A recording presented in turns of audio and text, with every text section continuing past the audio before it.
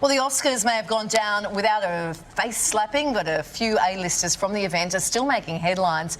Hugh Grant sent the internet into a tailspin following this awkward interview with model Ashley Graham, which he ended with an eye roll for all the world to see. So tell me, what does it feel like to be in Glass Onion? It was such an amazing film. I really loved it. I love a thriller. How fun is it to shoot something like that? Well, I'm barely in it. I'm in it for about 3 seconds. Yeah, but still, you showed up and you had fun, right? Almost. Tosser, excuse me. Meanwhile, Angela Bassett's supporters and critics had plenty to say about the star's facial expression after missing out on Best Supporting Actress to Jamie Lee Curtis. But are these incidents as they seem, or is there more than meets the eye when it comes to celebrity body language? To break it all down for us, we're going to welcome back communications expert Louise Mahler, live from our Melbourne studio. Hey, Louise. Good morning.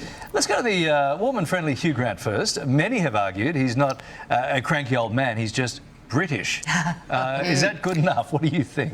Well, cranky old Hugh. But we have to remember that these are international award-winning actors. So Hugh will be thinking, what is my image on this camera that's going around the world? And he'll think, well, I'm British, I'm diametrically opposed to all this pizzazz here in America. So he's playing up the British crankiness. He's got his hand on his hip. He can barely make eye contact. When he does come back, he closes his eyes. At the end, he drops the microphone and rolls his eyes. He looks her up and down. So he very much gave us the image of the cranky old British man. And I think that was what he wanted to do. And yes, he got the media. So good on you, Hugh. He reached his objective, but I do think it was verging on rude.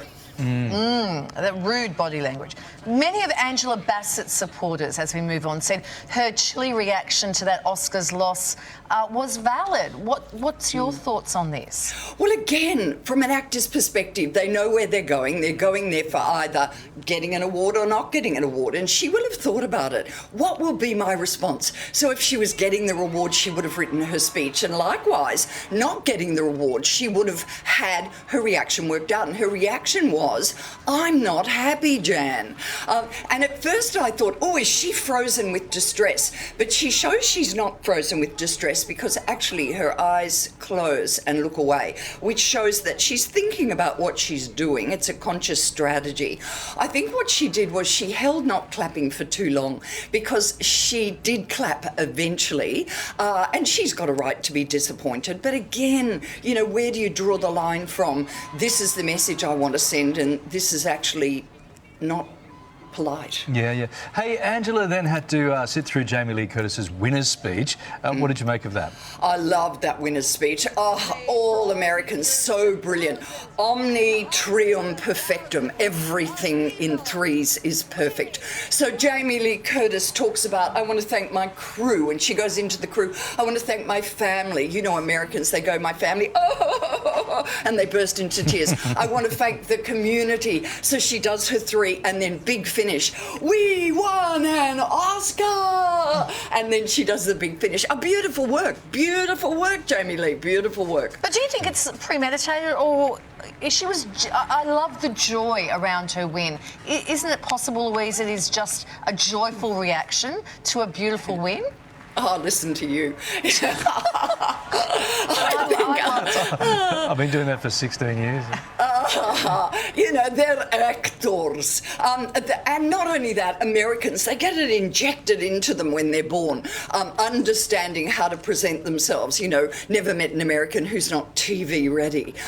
They're absolute, they can't not do it. They can't not do it. Okay. And I'm sure there's joy, and she would take that time and go, let the joy come out. But pretty calculated. Yeah, all right, let's jump into politics now. And Anthony Albanese was in San Diego earlier this week for the AUKUS submarine announcement. How does our PM fare on that world stage? Does Albo need to get himself a pair of aviators like Joe Biden, look a little cooler maybe? The last thing that Albo needs to do is get himself a pair of aviators, let me tell you. Having said that, I was proud of him. I was proud of him on the world stage, despite the fact that Australia clearly has no relevance whatsoever. You know, Sumac didn't even look at him, couldn't care less. Biden referred to us as a non-nuclear state. When were we a state? Actually, the YouTube did not even mention Albanese. It says Sumak and Biden at a UK-US. It didn't even mention Albanese. It reminded me of when John Howard went to India and they had a picture of him with the title, An Unidentified Official.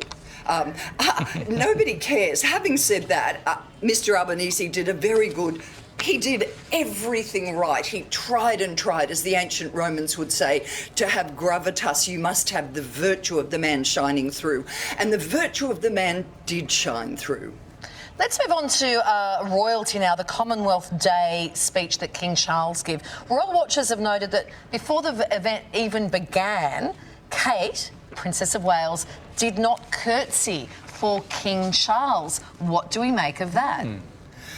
Well, I don't think that Charles or William or Kate do anything that is not premeditated. So I'd make of it that it was a mistake or that it was preconceived in some way. It was not. She would never be rude or break the rules. Never. Never, never, never. So do you think they might have all got together and said you haven't got a curtsy when we meet at the altar, maybe? Yeah. Okay. I wonder if we would afford Meghan Markle such... Oh, Kylie, get Meghan's name out of your mouth. No, but if Meghan didn't curtsy, there would be a big Off with her hoo-ha. head. Oh, you bet. That's what I'm saying, yeah, you know? From me. Yes. All right, Yeah, I was just trying to cut Meghan a bit of slack. Yeah. But you're right, Kate never does anything wrong, so Never. it's obviously Never. She's perfection. Thanks, Louise. We'll talk to you soon. I'm a bit scared of Louise. Bye, Louise. Just ahead, the new